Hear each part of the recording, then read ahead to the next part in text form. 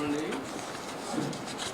పైసా ఖర్చు లేని అత్యున్నతమైన పదవి నీకు ఇస్తాను, సైలెంట్ అయిపో మహేష్ అని స్వయంగా జనసేన చెప్తే ఏం చేస్తారు? నా భవిష్యత్తుకి గ్యారంటీ ఉందని మీరే చెప్తున్నారు. నా భవిష్యత్తుకి గ్యారంటీ మీరు ఉందని చెప్తున్నారు. కానీ జనసేన పార్టీ జెండా ఈ రాజధాని ప్రాంతంలో ఉండాలి. ఆ ప్రాతినిధ్యమే నేను కోరుకుంటున్నా. ఈరోజు విజయవాడ నగరంలో మేము ఎంతో కొంత బలంగా ఉండబట్టి మా పార్టీ నాయకులు శ్రేణులు నిలబడ్డారు.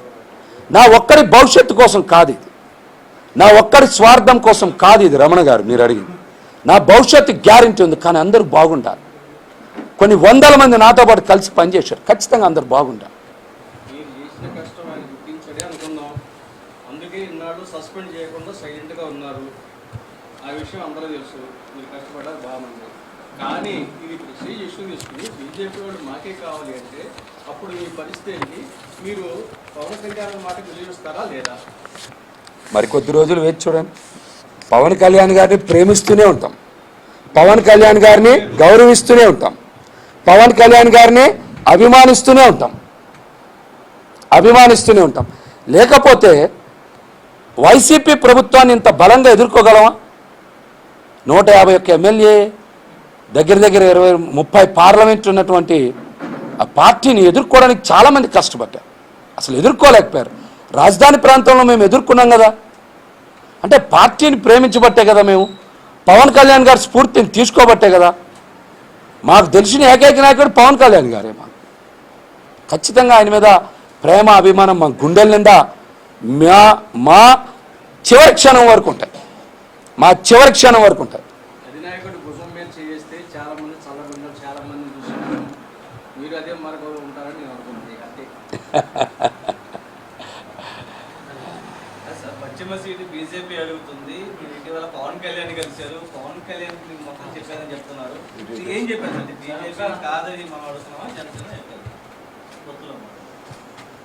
చిన్ని గారు, మనం ఎవరిని కాదనట్లా, ఎవరైనా కోరుకోవడంలో తప్పు లేదు. మనం ఇక్కడ 5 సంవత్సరాల నుంచి ఇందాక కూడా చెప్పాను, 19కి ముందు గురించి మాట్లాడట్లా. నేను 19 నుంచి మాట్లాడుతున్నా. ఈ 5 సంవత్సరాల్లో మేము 1650 రోజులకి పైగా బయటే ఉన్నాం. జనసేన పార్టీ కోసం పనిచేసాం. మాకిచ్చిన ప్రతి పదవిని బాధ్యతగానే తీసుకున్నాం, బలంగా నిలబడ్డాం. ఇక్కడ మేము నిలబడ్డాం కాబట్టి పొత్తులో మాకు సీట్ ఇవ్వడం అనేది న్యాయం, ధర్మం అని అభ్యర్థిస్తున్నాం. మేము కూడా కోరుకుంటున్నాం. మా కోరికలో తప్పు లేదు, మాది అత్యాశ కాదని మేము చెప్తున్నాం. ఖచ్చితంగా ప్రయత్నం చేస్తానని చెప్పారు. మహేష్ గారు, ఢిల్లీలో చంద్రబాబు గారు పవన్ కళ్యాణ్ గారు ఉంటారు. ప్రయత్నం అంటే బీజేపీకి ఈ సీట్ కేటాయించినట్టే అంటారా? ఇంకా అవ్వలేదు కదా, ఎక్కడ ప్రకటన రాలేదు, అన్నీ బయట జరుగుతున్న మాటలే. కాబట్టి మాకు కూడా కొంత వాటి మీద ఎంతో కొంత ఆందోళన ఉంటుంది. కాబట్టి పార్టీ అధ్యక్షుల వారిని సంప్రదిస్తాం.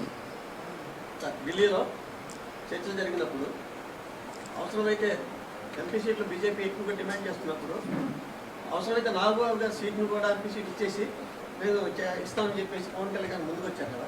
అలాంటి టైంలో వెస్ట్ సీటు మీకు కేటాయిస్తారని మీకు నమ్మకం ఉందా? ఇప్పుడు ఖచ్చితంగా నమ్మకం ఉంది. పార్టీ అధ్యక్షులు పవన్ కళ్యాణ్ గారి మీద సంపూర్ణ నమ్మకం, విశ్వాసం ఉన్నాయి. తుది వరకు ప్రయత్నం చేస్తాం అందరం. మాకు తెలిసింది ఆయన ఒక్కడే కదా, మాకున్న ఒక్క నాయకుడే. మేమందరం కూడా జనసేన పార్టీలోనే పుట్టాం, జనసేన పార్టీలోనే పెరిగాం.